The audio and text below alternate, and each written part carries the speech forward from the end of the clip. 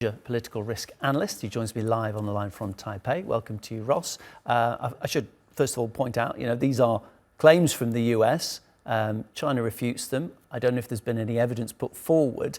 Is there any evidence that it was China, or is there any evidence that anything of value might have been taken? Thanks for having me, and Happy New Year to your audience. To date, the Treasury Department or the outside vendors who are looking at this or who supplied the software, they have not publicly released the evidence other than the letter that they sent to members of Congress informing them of the breach. So it's a very good question about what is the evidence and when will it become publicly known. Of course, the Treasury Department, they say that there was no damage, no long-term damage, et cetera, but time will tell whether or not that's true. The reality is that China is always trying to hack into America, and America is always trying to hack into China. This is just part of the back and forth between two competing superpowers. Yeah, we all know that major players around the world are doing this kind of cyber attack, trying to hack information from each other. I mean, the obvious question is, what was in there of any value that China might have wanted to get their hands on?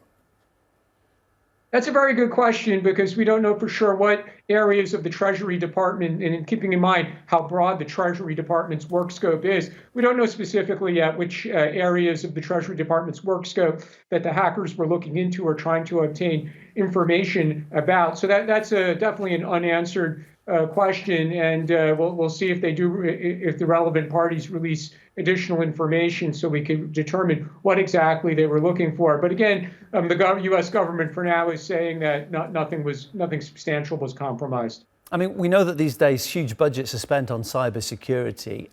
How concerning is it that the US have felt it necessary to actually come out and disclose that they were hacked here? Yeah, that's a really interesting issue as well. I think one aspect of this to keep in mind is that the CISA, the Cybersecurity and Infrastructure Security Agency, I mean, they, like any other federal government agency, they have to compete for budgets too. So it actually helps them do their work if they could make these kinds of hacking incidents well known publicly, and then they could ask the Congress in the next budget cycle for additional funding. So that's also possibly one of the motivations for making this public. Who would you say has the upper hand here when we're talking about cybersecurity and hackers trying to break through it? Is it the hackers who have the advantage and that they've only kind of got to get lucky once? The reality is, especially when it comes to technology, is that the private sector or advanced persistent threat actors, scammers, they're always moving faster than government agencies can move. And we see that in most places around the world, including the United States and frankly, including China as well. So bad actors in cyberspace, typically they are moving faster than government, and government has to catch up. And that's what we saw with this incident as well. Some good insights. Appreciate them. Ross Feingold is an Asia political risk analyst, my guest. Thank you.